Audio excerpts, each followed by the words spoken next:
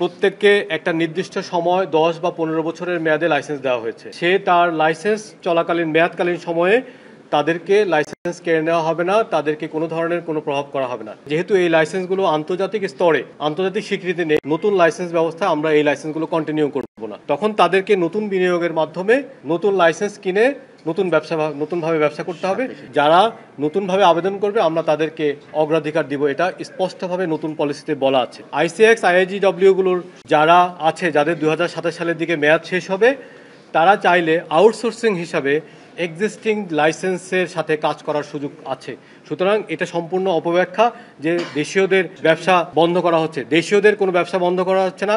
এই দেশীয়দের নাম করে একদল স্বৈরাচারের মাফিয়া ব্যবসায়ী যারা সিন্ডিকেট তৈরি করছিল, যারা এই সিন্ডিকেট ভাঙতে চায় না এবং যারা এই সিন্ডিকেট ভেঙে নতুনদেরকে এই ব্যবসা টেলিকম ব্যবসায় আসতে দিতে চায় না, তারা এই ধরনের অপতথ্য ছড়াচ্ছে বলে আমি মনে করি।